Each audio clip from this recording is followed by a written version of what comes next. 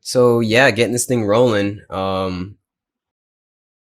would you describe what exactly it is that you create on your channel? If somebody has no idea what your stuff is all about, how would you give a synopsis of it? Um, uh, just idiotic observations, I guess.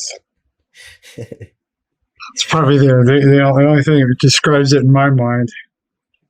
No, it was funny because I just started goofing around with this character and just the idea behind him is my grandfather was an alcoholic, and he used to tell me and my cousins stories. Me and my brothers, sisters, and cousins tell us just these weird stories and funny jokes all the time. And he kind of had this, somewhat discombobulated way of talking.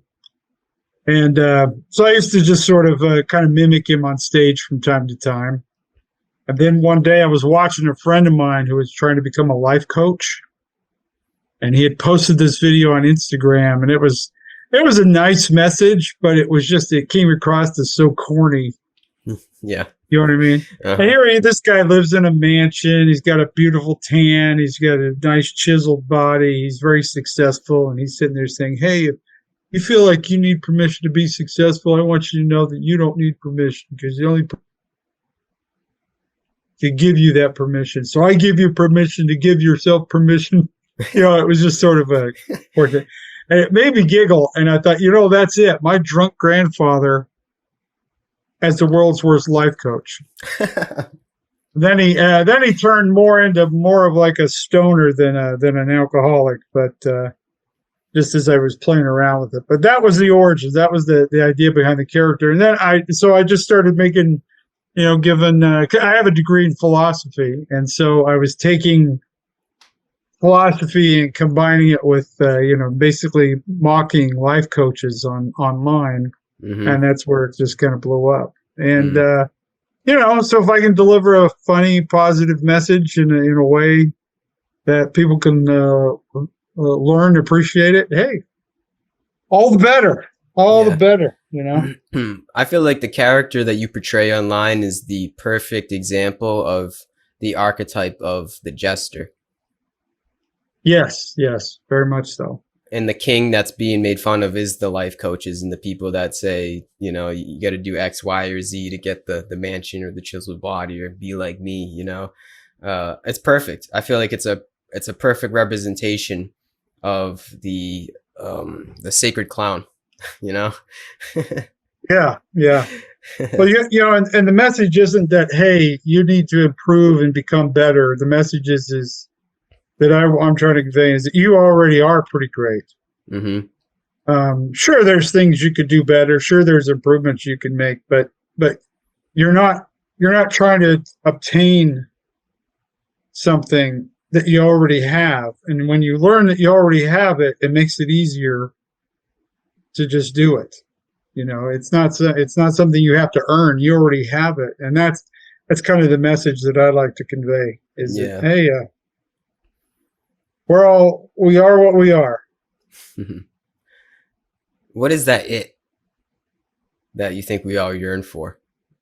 How would you describe that?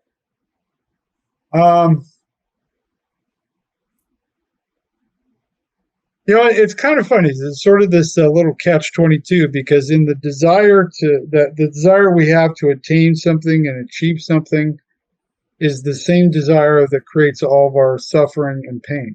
Yeah, right. And yet we think so. It's this weird cycle that we trap ourselves with, because it's like, well, I want more, I want to have more, I want to be more, but in trying to do it, that's what's causing all your pain and suffering. Mm-hmm. That's almost a joke itself. Yes, it is. It's the cosmic joke of the whole thing. Yeah. We create our own pain by trying to avoid it. Yep. I think we're low key all masochists. I think we somewhat enjoy the pain. We almost like enjoy the suffering in some way. It's like we want to punish ourselves. Yeah. We want to suffer. Mm-hmm. Because I've talked to a lot of people who have been through terrible things, and it's almost as if they get to a point where that becomes so much a part of their identity that they enjoy the suffering. Yeah. And the more suffering they can experience, the more joy because that could only explain why they just focus so much on suffering and so much on pain and going through it and just punishing themselves all the time. It's like, we become addicted to it to some degree, I guess. Yeah. It's weird. Some weird irony in there. Yeah, I think it has something to do with that, how you described, it becomes part of our identity. It's like we try to take on some kind of false identity through our suffering, unknowingly, unconsciously. And then eventually it does become this like idea of who we think we are. And then we perpetuate that cycle because we're just caught in this like weird loop. But yeah, that's not it. That's not who we are. No, it's all, we take on masks throughout our whole life. And when you finally realize that, when you finally understand that, it's like, yeah, I'm just playing a part. Yeah, right. It's kind of like God's play. Yes. So, how did you get on this wavelength, man? Where did this all come from for you? How did this dawn upon the person that we see of the play? Where did this all come from? I always, when I was a kid, I never felt like I was a part of any group. I never felt like I was in. The part of that was, when I was a kid, our family moved around a lot. My dad was a diesel mechanic, and he was always, going from one better paying job to the next, whatever. So we were just constantly moving, and so I was having to start over in new schools all the time, and make new friends, and so I just always felt like I was an outsider all throughout growing up. And I realized that I kind of enjoyed that. And I enjoyed being, the outsider, because you see things that other people don't see, and you get to recognize patterns, and you recognize people, who, sure, it's a different person than you knew before, but at the same time, it's the same person that you knew before, and you start to see those kinds of things in people. And I've always been very kind of introspective and also a ham. I always enjoyed entertaining and being silly, and just been this way my whole life. And I think the fun thing about the internet is that it just gives me an opportunity to be more ridiculous in front of more people. Yeah. Uh-huh. Yeah, just the internet itself and the capabilities that it grants us is funny. There's no bounds to what you can put out there. It's pretty much unlimited on what we can create. If you have a phone, absolutely. I mean, with just a phone, you could start a podcast and start doing filming things and just creating. I mean, it's amazing. You can write music and produce music, and now with AI. Mm-hmm. I mean, it is just it's an amazing time to be alive, and really that's one thing I like pointing out to people. So, yeah, sure, there's a lot of constant threat of nuclear war, but that's always been there. Ever since World War II, it's been hanging over our heads. Why let that stop you? Just get out there and just have fun. There's such an endless amount of possibilities. I mean, people are get upset because they don't think they have enough opportunities. They don't think they have enough options, that they don't have enough freedom. It's like, man, we got too much freedom. We got too many opportunities. Yeah. Trying to sit down and pick one and go with it. That's what demobilizes most people, is they get caught up in just not knowing what to do. Mm-hmm. And I tell people, just pick something and do it. And if you do it for a while and decide you don't like it, go do something else. No harm, no foul. Just Just do and have fun. Pick the most ridiculous thing you could possibly think of and just start pursuing it. You'll never know where it goes. Yeah, seriously. We have more opportunity than any human being has ever had, probably in the history of humanity. Yeah. With the fact that, like you said, we just have a phone. With a phone, you can reach the world. It's that easy. Yeah, it's like, it used to be you had to go to Hollywood to get discovered to become an actor. So now you just write skits and do it on your own. You don't need to be on TV. The internet, you can get more views and more attention than you can on a network nowadays. Yeah. Look what we're doing. We're just having a talk show from our houses. Yeah. Sitting in my basement, having a great old time. This wasn't possible, 20, 30 years ago? Oh, absolutely not. It is wild. We take it all for granted because it's in our lives 24/7. But it really is, when you sit down and think about the technology we have and the capabilities it grants us, it's actually, it's dumbfounding. I can't even believe that we're born in this time. Like, compare this time to when you were, say, a peasant in medieval England. All of this is magic. We live in some other realm, it seems. Oh yeah, it's wild, man. It's wild.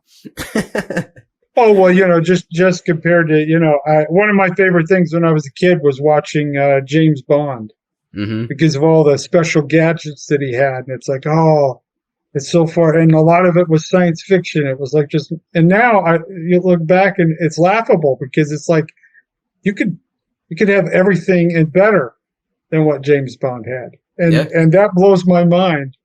Or even like 24 when it was a big deal, and you looked at the advancements then, and now you look back and see what it was, and it's like, yeah, we can do that now. Just you don't need government intervention. You do a lot of this technology stuff on your own with your own phone. It's just such a small time, and things are changing. In 6 months, 6 more months, there'll be even more available, stuff going on. Especially, like I said, with AI, it's just absolutely unstoppable. It's exponential at this point. Yeah. And why people aren't taking advantage of it, that's the funny thing. But then again, all the opportunities throughout history have been available to everybody, and it's just the ones who were brave enough and with the foresight enough to actually do it. Those are the ones who win the day, Yeah. But and just getting people to see, look, it's out there. Opportunities everywhere. So just get off your silly little pity party and get on with your life. Have some fun. Exactly. Yeah, that's the thing. I feel as though we just take it too seriously at this point. Like the whole intertwining of social media with our lives, I feel as though a lot of people take it way too seriously. And like you said, if you just have fun with it, that's when I feel like the opportunities arise like crazy, and stuff just naturally flows. Like I feel like I'm having fun right now, and all the other pods that I've done with people, I'm just ultimately just having fun. And in that fun, it's because somehow there's no constraints. I'm just like, all right, let's just try this, have some fun, just don't take it so seriously.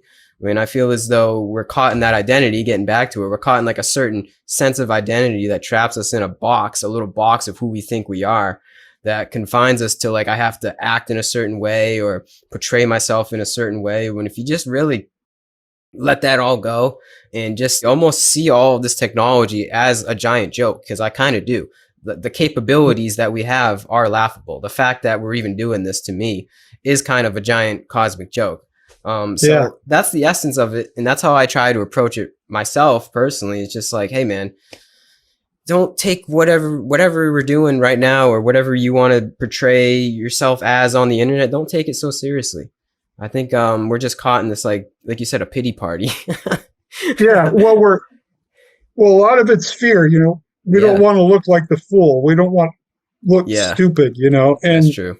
That's kind of part of why I think my character has caught on with people is because I do everything wrong. My hair's a mess. I'm, instead of dressing nice, I'm just wearing a t-shirt most of the time, coveralls. My beard's a mess and going all over the place. The audio half the time is messed up. There's cars going by. Yeah. I mess up the words I'm saying. I hardly ever re-record. I usually, it's this first take and whatever it was, that's what I go with. That's awesome. And, so I'm doing everything wrong, but, kind of my point is just do it. It doesn't have to be. Trying to get everything perfect is what stops a lot of people from trying to do anything.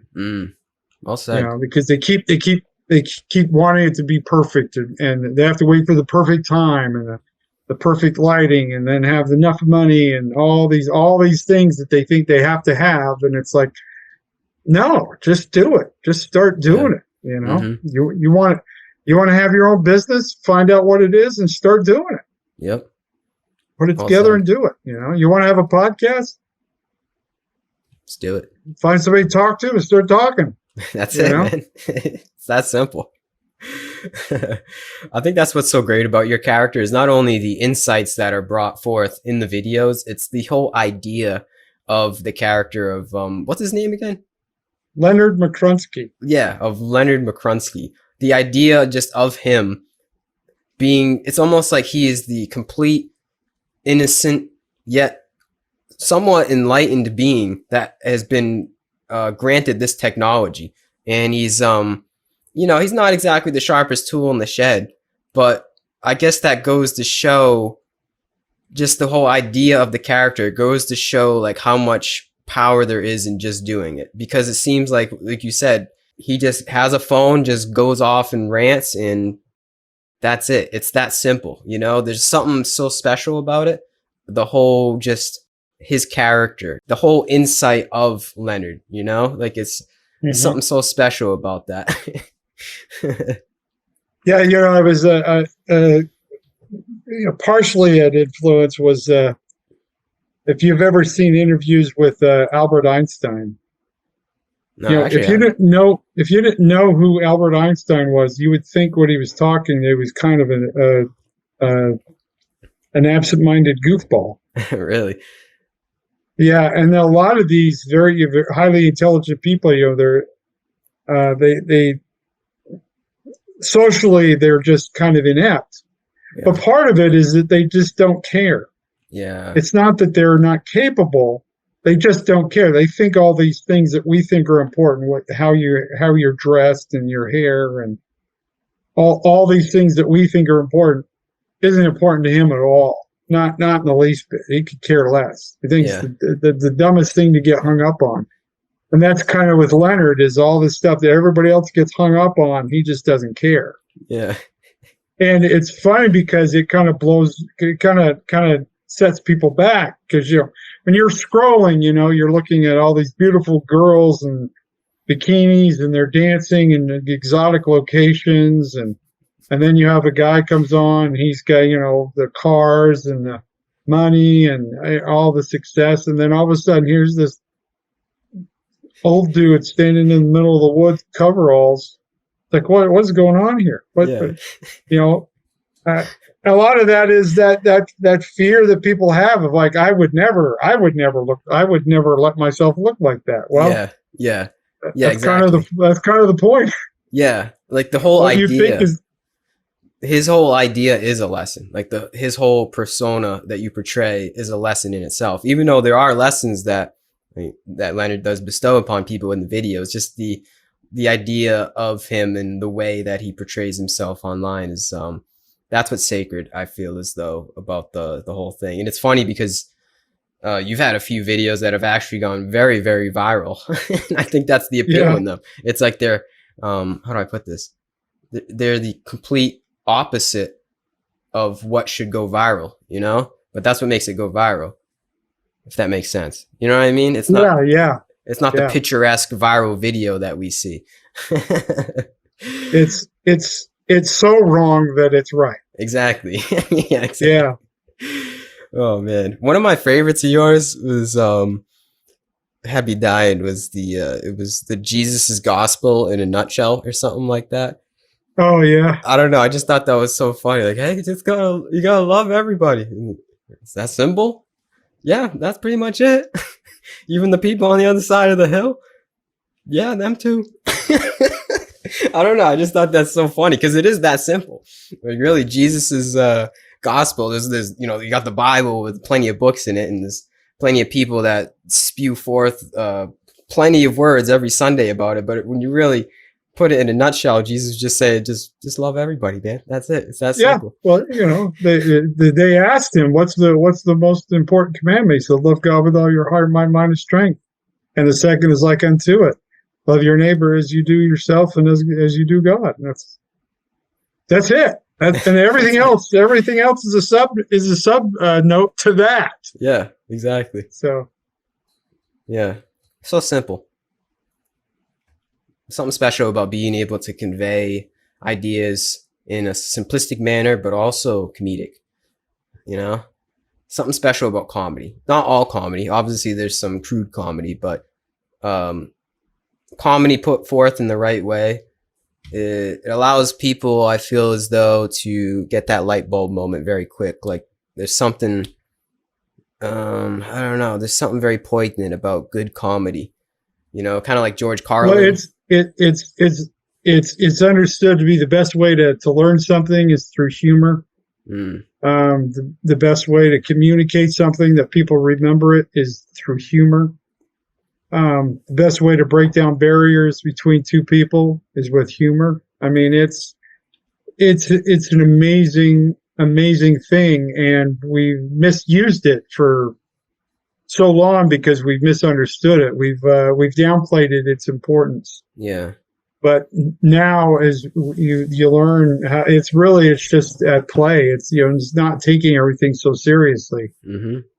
And it's an amazingly powerful thing. That's why, when the powers that be want to change and want to affect and manipulate and control people, you do it by controlling humor. That's interesting. That's why they want to restrict what you can make fun of. Oh yeah. If you go to like North Korea, it's illegal. I mean, it's punishable by death to make fun of, to mock the president. Wow.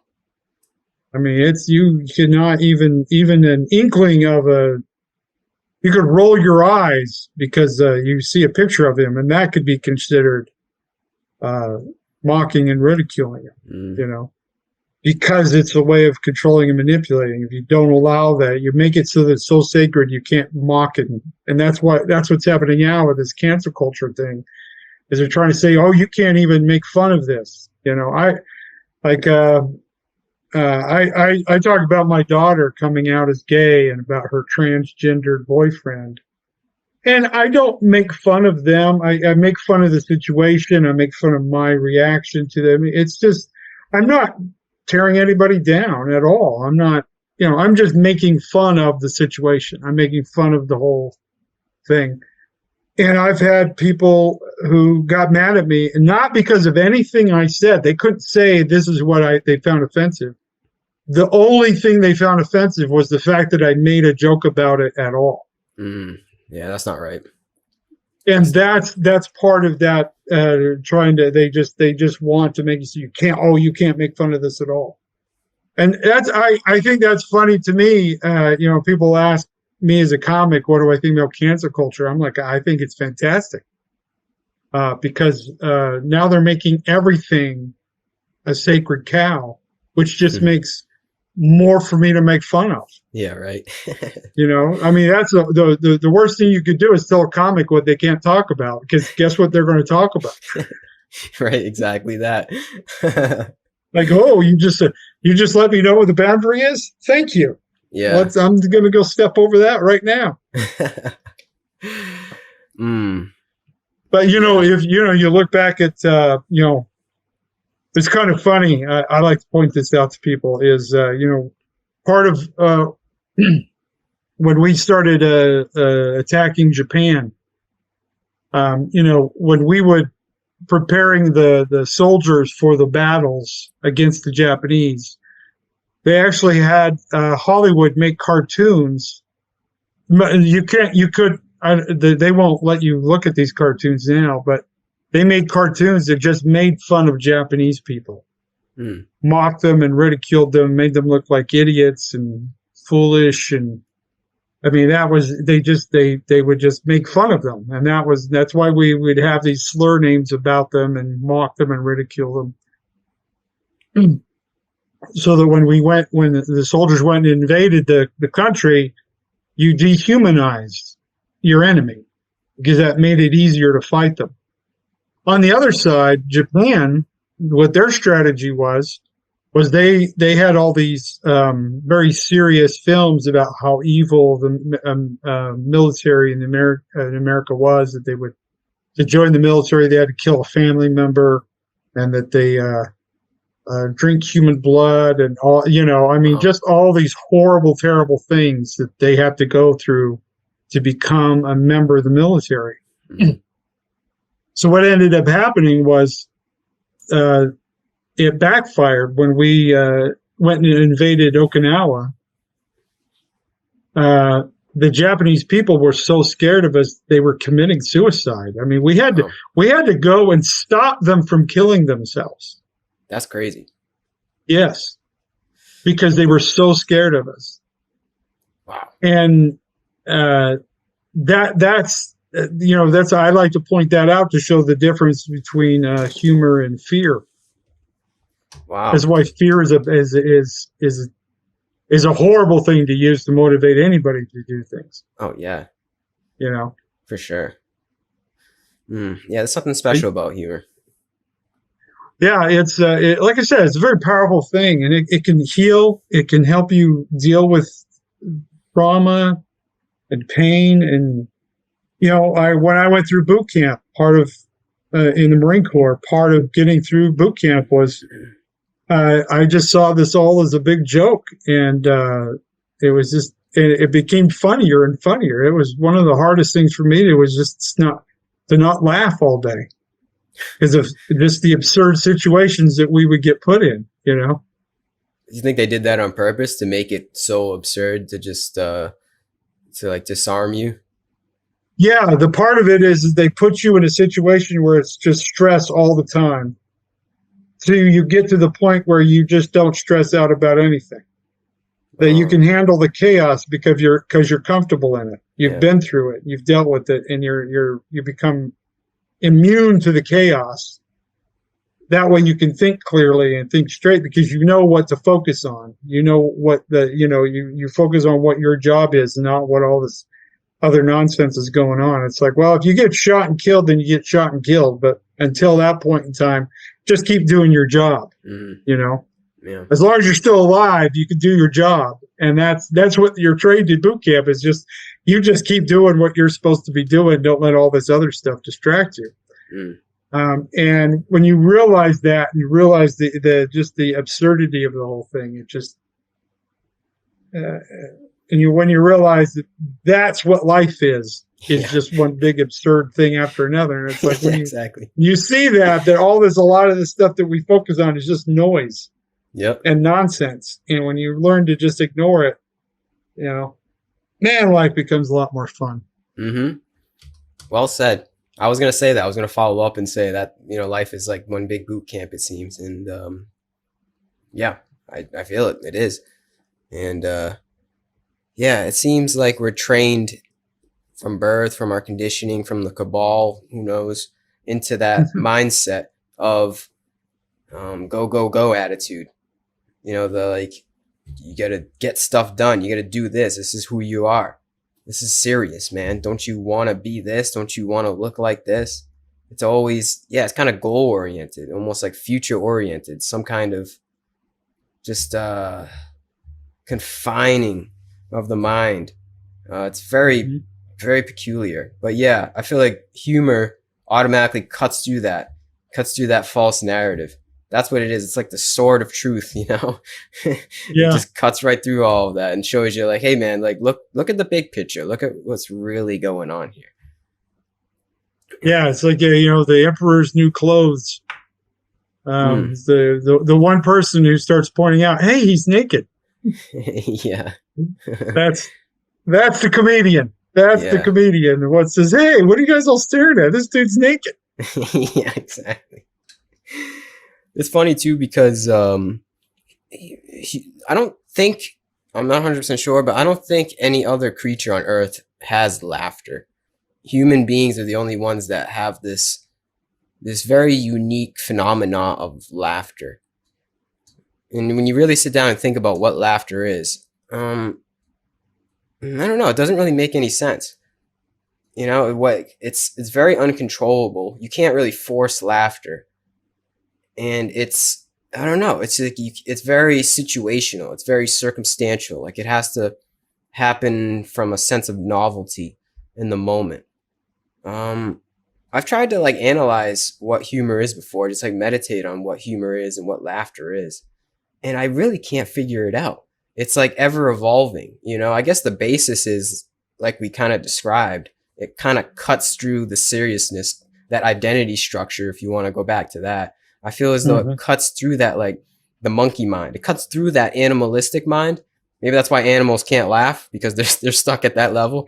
And that's what makes humans special, is we can kind of like see that, yeah, we're humans, but we see through that illusionary animalisticness and the kind of absurdity of it all. And when we get that, depending upon the circumstance and the joke, it's like that's what laughter is. We see through the veil, you know, we pierce the veil. I don't know. It's quite peculiar. Like, how would you describe humor to someone that doesn't know any better? Maybe like an alien. They're like, why do you humans laugh? What is Well, laughter? it was funny. I did in college. I wrote a paper about finding a pure philosophy of humor. Oh, okay. And the thing that I pointed out was that it's basically impossible, because whenever you come up with a set of rules that says, okay, this is what humor is, you could create something that meets all of the requirements and not be funny. And if it's not funny, is it really humor? And then I also pointed out that you could have something that's completely opposite of what is expected, and that isn't humorous, and that's even funnier. So really trying to pinpoint what's funny, you kind of you lose track. It's like the Tao. I mean, as soon as you think you understand it, it's gone. You don't understand it. And I think humor is very much that same way. It's like trying to find a definition of what is beauty. Yeah, that's true. Well, what's beautiful to one is not the same to others. And, it's like you could see a picture of a beautiful woman. It's like, oh, she's very pretty. And then you find out, oh, by the way, she was the girlfriend to Adolf Hitler, and she supported the murder of 6 million people in concentration camps. It's like, oh, okay, was she still beautiful? You know what I mean? So it's sort of this very very ethereal. It's like as soon as you think you know what it is, it's gone. And then things for a time could be funny, and then it's not funny.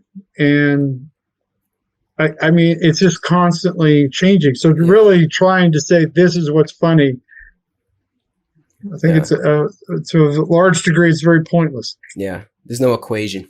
There's no equation. Yeah, because as soon as you find out as soon as you say, okay, this is what's funny, then it's like I tell people, you can go through and you can diagram a joke and explain what was it that's funny, and as soon as you do, it's no longer funny. Yeah, yeah, exactly. You know. Oh, that's good. It's ever evolving. What was it? One of my favorite quotes. Let's see if I remember this. It says the problem with analyzing jokes is that it's like dissecting a frog. In the end, the patient dies. Okay, that's good. Yeah, and I feel as though, personally, it's ever evolving, but life is just getting funnier. As we have the advent of AI and the internet and the technology that's granting us these new possibilities, the humor, to me, personally speaking, is ever increasing. As the novelty increases, it seems like it just gets funnier and funnier and more ludicrous every day that goes by. Oh, I totally agree. Totally agree. Yeah. You kind of have to laugh, you know? You kind of, like, That's the only option at this point. It's like you have to Oh laugh at some yeah. of the things. Oh Oh, man. absolutely. I, Absolutely. I like It's to just it. say, go ahead, sorry. I didn't want to interrupt you. Oh no, just I was kind of disagreeing with you more. I was going to say, I like to think that um, God, if you even want to conceptualize God, he's some kind of grand comedian. Always keeps you on your toes. And he is the best comedian of all time. And sometimes his humor is very dark. Sometimes it's very questionable. But I think with a keen eye, one can see the joke in it all, even in the midst of the darkness, and see the light of the joke. Um, yeah, that's what I try to keep that in my point of view in the world. I try to find the joke and where we're taking it a little too serious, and easier said than done. I know that obviously there's a lot of perceived darkness in our world, but I don't know. I feel like in the scheme of it all, it's some kind of grand joke, and it's up to us to get the punchline, to be able to see through and get the punchline. And when we get the punchline, I feel like yeah, life just becomes more enjoyable. You know, like you have to be keen enough, mindful enough, be able to be present so you don't get caught in the phenomena, you know, the setup of the joke. You don't just get caught in the setup, and you can able to see through it, you know? You're able to, like, Yeah. if you're not aware enough, you're not going to see the punchline, you know? If that makes Yeah. sense. Well, I think a big part of that is the fact that most of us try to live lives that are an illusion. Yeah. You know, that we're constantly thinking about the past, and we're trying to fix and correct the past, and then we're giving up things now for our future that may or may not come. And so what we end up doing is the most important part of our life is what we're experiencing right now. Yeah. As I like to point out, I'm one of my favorite videos I've ever done is when I say today is the most important day of your life, because today's the only day you could do anything with. Mm-hmm. And that's true every single day you wake up. It's like, this is it. This is the only time. This is it. This is the only day I got. Is this one. Right. And sure, you could do things that make your future days better. Sure. But at the same time, when we're focused so much on the past and hung up on the past and all, it's really absurd. Mm-hmm. You know, it's really, really absurd what we do to ourselves. It's Yeah. like, just forget all that stuff and just enjoy now. Enjoy this moment. Enjoy Mm-hmm. what you're doing. Enjoy who you're with. Enjoy. Just appreciate the fact that you're here at all. It's pretty amazing. Exactly. It's that simple. It really is that simple. There's plenty of life coaches out there that may give you an antidote to, like, how you got to be happy in life and find peace, and this is what you got to do. But when it really comes down to it, here and now, man, this is it. Just take it in. Right here, right now. This is some kind of beautiful, miraculous moment. And yeah, like you said, it doesn't mean we negate the future per se. You know, it doesn't mean we just sit on the couch and eat Cheetos all day. But even in the future, when you do reach that point, it's going to be here and now. It's going to be the ever present moment. So it's like, yeah, I don't know if that made any sense, but it's always here and now. Yeah, you're always here now. Yeah. You may be hung up and be thinking that something that happened to you 20 years ago is more important about thinking about, but it's not. No, it's gone. It's done and gone. It's over with. There's nothing you do to change whatever it was that happened to you, as horrible as it might have been. Look, you're here now. You have now. What are you doing with it? What do you know? You're going to continue to punish yourself over something that happened years and years ago? Yeah. Why? It's silly. It is silly. It is. Yeah,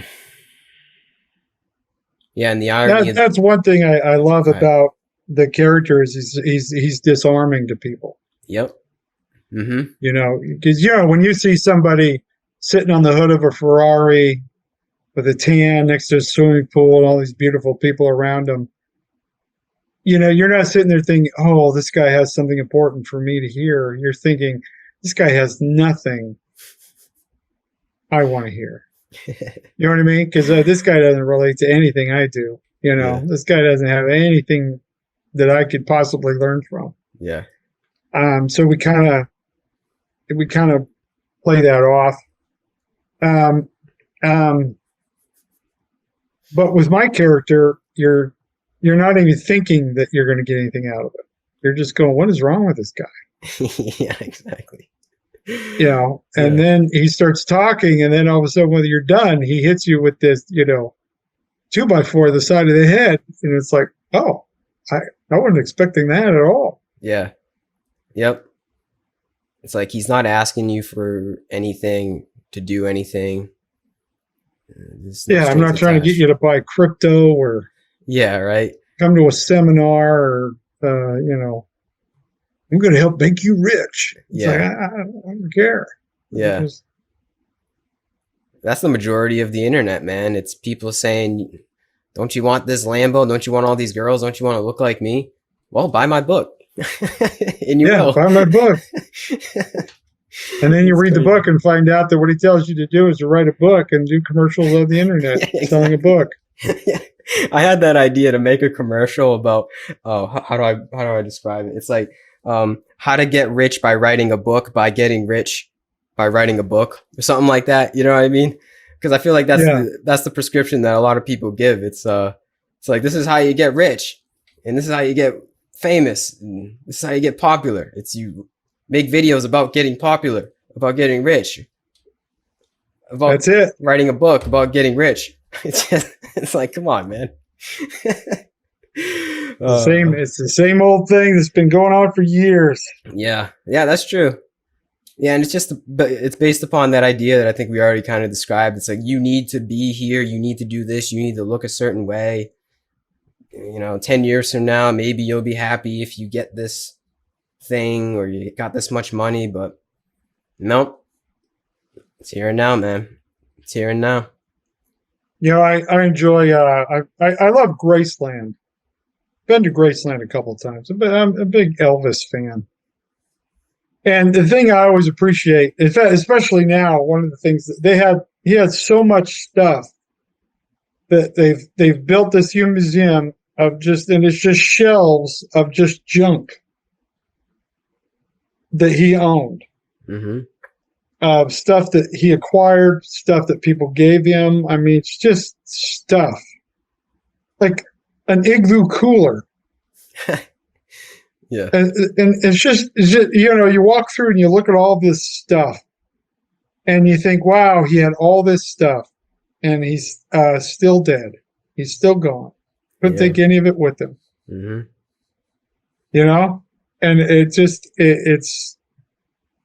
it's funny when I see people, they get so hung up on having big house and lots of stuff. And it's like, man, there's so much more to life than just having a bunch of stuff. I mean, sure, I haven't done it. I got no problem with you got a bunch of stuff. Cool. You got really cool stuff. That's cool.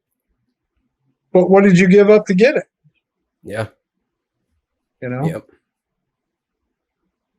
It's very true. All that stuff will come and go.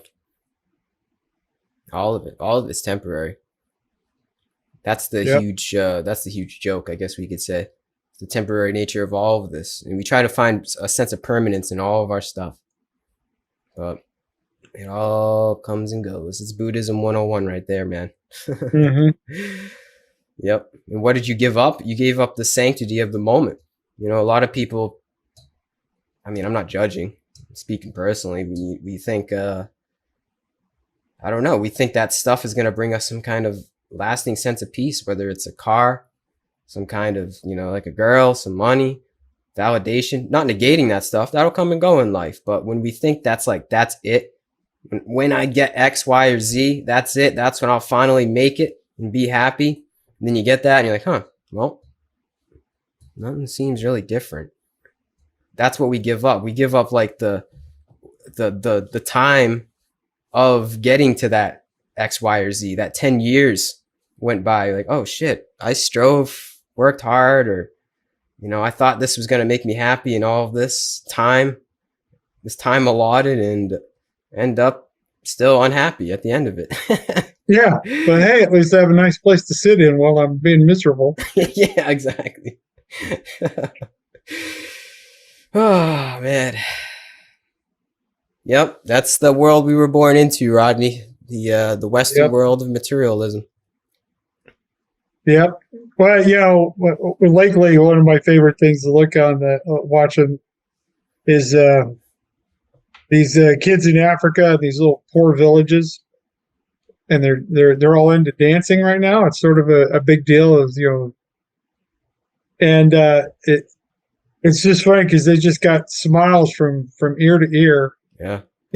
They're living in these all dirt roads and these wooden huts, and very poor conditions, but they're just smiling. I mean, I was just watching one today where they're out in front of a porta potty, and they're doing a dance about waiting in line for the toilet to get to use the porta john, and it was just so fun watching them. I was just like, that's what it's about. Just wherever you're at, just enjoy. Just dance. Just dance and enjoy yourself. Have fun. Seriously. That's what it's about. It's the dance of life. It's so good. I feel like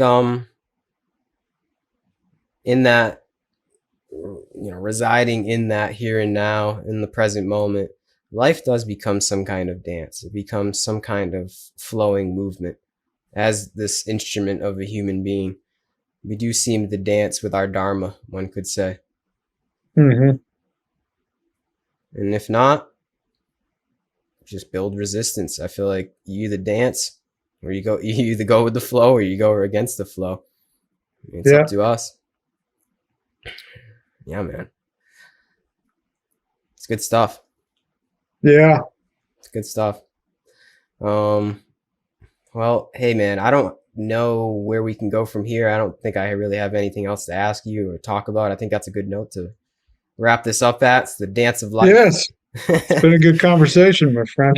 Yeah, for sure. Do you have any, any last words, anything you want to get off your chest before we wrap this thing up? Hey, man, just don't take it all so seriously and enjoy it for what it is. Amen. Amen to that.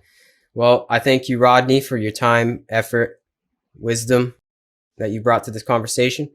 I thank anybody that listened this long. This is a beautiful time, beautiful moment for me. Yeah, nothing else to say other than thank you, man. Keep doing your thing. I wish you all the best. Thank you.